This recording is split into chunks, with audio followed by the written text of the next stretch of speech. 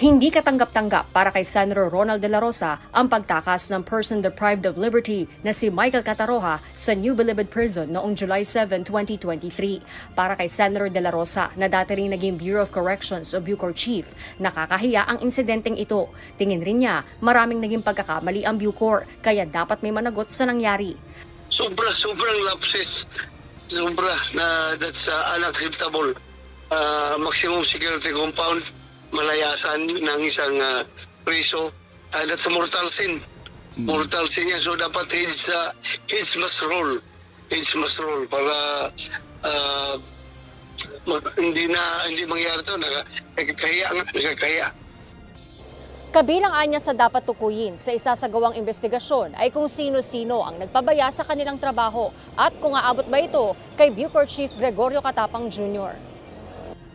Ang line of reasoning niya is that hindi naman talaga direkta siyang namamahala dyan dahil mayroon mang in the first place may level of the chain of command kung baga ang pinaka-in charge talaga dyan is yung in charge dyan sa maximum security compound.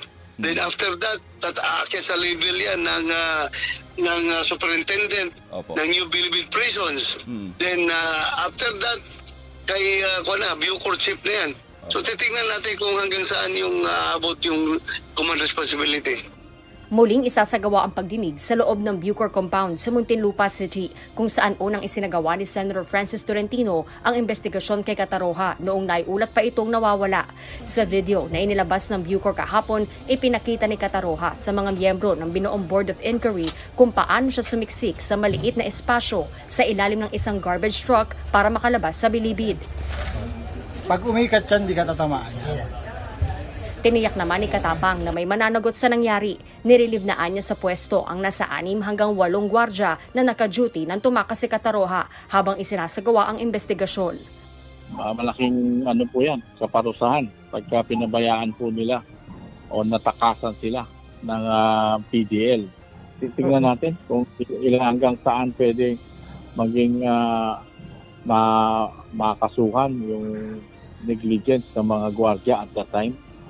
Sa samahan namin, ang sarap naman, ang ganda naman ng pumapasok ako sa kanila. Pag may party sila, nakikiparty ako sa kanila. Bakit ganito? Kaya po, yun po, re-revisahin ko po lahat ng policy ngayon. Chairman, gusto kong tanungin si General, paano po ang gagawin po ninyong pagdisiplina ngayon yan sa mga bilanggo? May nawawalang bilanggo. Ang sabi na tumakas pa, matatanggap niyo po ba yan? Ayun nga po, ay re-revise namin kasi wala namang hiniling itong mga ito na hindi ko pinagbigyan. Sabi ko, pasensyahan tayo dahil alam nyo, ang turing ko sa inyo para tayo magkakapatid dito. Ang order ko sa inyo, magmahalang kayo, huwag kayo mag-away-away. Ngayon yan, na konting samaan ng loob, nagsasaksakan kayo.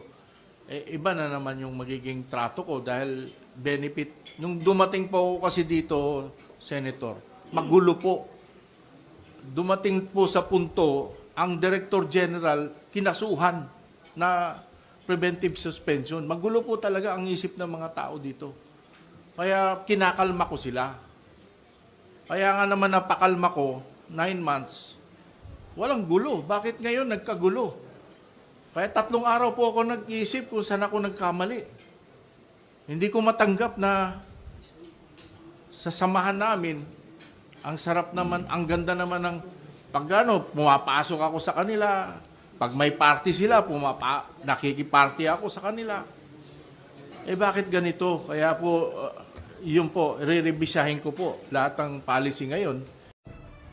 More or less, marami pa pong dormitories na papasukin para sirain yung mga tabing ng mga kubol. Para sa nakikita sila kung saan sila nakapwesto at nakikita kung anong ginagawa nila, kung nasaan doon sila sa mga kwarto nila.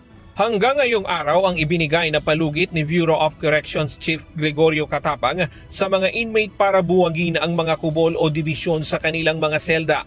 Gayunman, walang naging tugon o aksyon ang mga ito kaya mismong mga tauhan ng New Bilibid Prisons ang pinagbaklas ni Director Katapang. Kasi voluntary dapat yan eh. Pero kami na ngayon nag-i-initiate dahil linaskugon sila eh.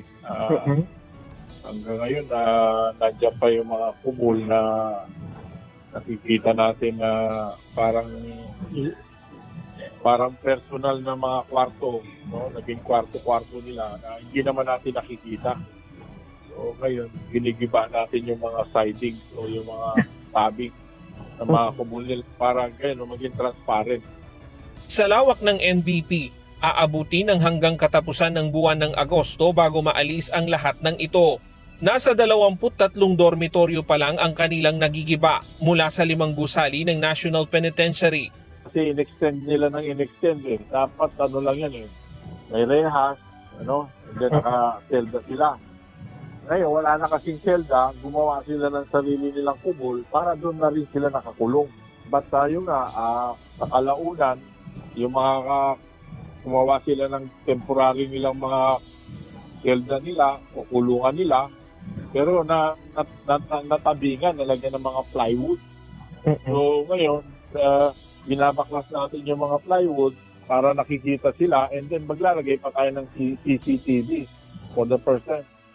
Ayon kay General Katapang, dagdag na pondo at decongestion ang kailangan sa Bilibid para tuluyang maiwasan ang pagtatayo ng mga kubol na kalaunay nagiging taguan ng mga kontrabando ng mga bilanggo. Sa ngayon ay mahigit 30,000 na ang populasyon ng NBP, subalit nasa 12,000 lamang ang kapasidad nito. Bukas po ay meron pong pagdinig ang Senado kaugnay po doon sa kaso nung pagtakas ng inmate na si Michael Cataroha. Sir, ano po ba yung totoong nangyari doon? Kasi di ba nung una, ang lumabas sa balita ay ginaya raw niya yung pantatak. Tapos naglakad lang daw siya ng casually palabas ng Bureau of Corrections. Pero kahapon o 2 days ago, dinidemo naman niya na siya raw ay sumakay sa truck, sa ilalim, parang sa pelikula, no? Ano po ba yung katotohanan sa likod nito, yung kanyang pagtakas? Eh, yun nga, kahit ba ma-demo pa niya yan, ganun siya tumakas, eh, siyempre, kailangan malaman natin kung sino ba yung mga nakakunayb sa kanya, no? Kung totoo man yan ang panibagong version, ang kinakatakot nga namin, mamaya pag nag-hearing sa bukas naman, iba na naman ang version na ibibigay niya. So, pilit namin siyang sabi ng ano ba talaga totoo. Marami pang angle na kailangan siya sa atin. Dapat 100% sure tayo doon sa kwento ni PDL Cataroha, baka mamaya pinapaikot lang niya tayo, nakakahiya. Kailangan pagtuunan natin ng oras yung kanyang mga salaysay at bawat kinikwento niya, dapat 100% sure tayo na tama o totoo ang sa kanya sinasabi. Parang hindi po kapanipaniwala na sumakay siya sa ilalim ng truck. Ayun, tama po kayo. Dalawa yan, angulo. May connivance o kaya negligence. No? Pero yun nga, kailangan 100% tayong sure na may connivance or 100% tayo sure na may negligence.